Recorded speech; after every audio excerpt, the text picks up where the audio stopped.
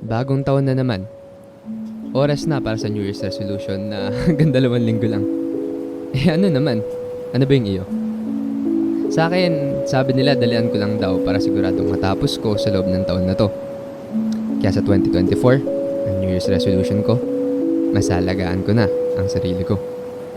Subukan ko na rin i-document baka sakaling makita yung mga pagbabago. Okay, game. So, dahil unang araw naman na ng taon, tapos sabi ko nga, alagaan ko sarili ko. Simulan na muna natin sa pagpapagupit. Kaya, bahala na. Dinayo ko yung Publing's Barbershop sa May Caloocan. Dahil palagi ko nakikita sa Facebook ko yung mga video na meron munang consultation bago kagupitan. Gusto ko kasi malaman ano ba yung experience ng ganito. Kabubukas pa lang nila nung dumating ako dito. Kaya hindi pa nakaayos yung mga gamit. Pero kahit na ganun, ang ganda pa rin dito. Pinagantay lang nila ako sandali, tapos game na daw. Kaya na ba ito yung 2 block ko? Pwede naman yun. Masyado bang may tabi? Sakaya ba? 2 blocks siya. Pag kinawag ka ba?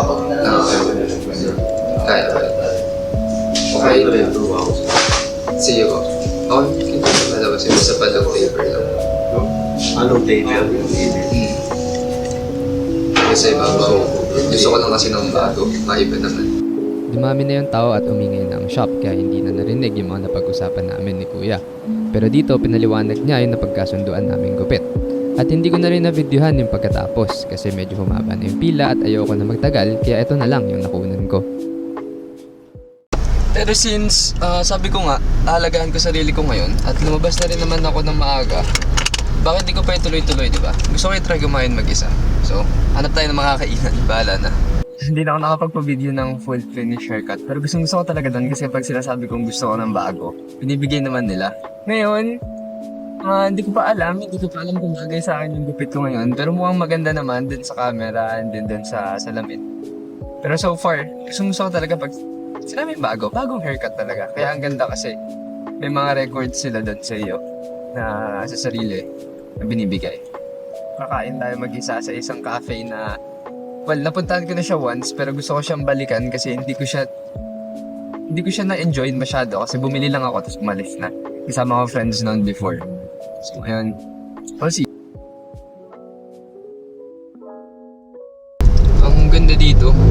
Parang wala ako sa Manila, parang wala ako sa Malabon. Ang lapit-lapit lang, parang 10 minutes away lang siya mula sa bahay o 15 minutes pero parang ang layo na ng pinuntahan ko. Tignan nyo. Dito lang daw sa may Concepcion, sa may Malabon. So if isa ka sa mga katulad kong taga Navotas, taga Malabon, may mapupuntahan ka palang ganitong lugar na dito lang. At yung cafe, sure ako maganda rin. Na-jinx yata nung sinabi kong maganda yung maganda yung cafe. Kasi pagdating ko sarado, pero buti na lang may katabing bagong bukas na opened lang siya. So, ito na lang testing natin.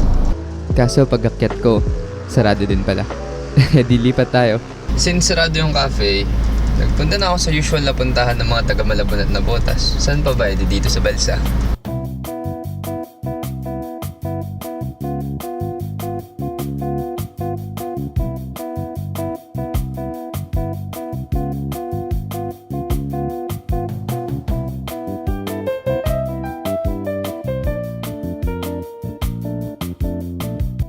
Umorder ako ng kinilaw na tuna at syempre pork sisig.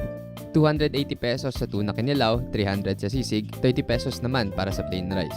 Medyo pricey pero pang maramihan yung serving.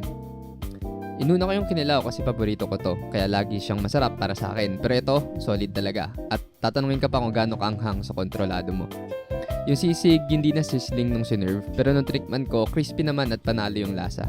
Hindi ako tinanong kung may mayo o wala, talagang wala siya. Kung hater ka ng mayonnaise sa sisig, sakto tong sisig na to sa'yo. Umorder din pala ako ng hazelnut latte worth 145 pesos. To be honest, ito lang yung medyo disappointing, may pagkalasang instant coffee.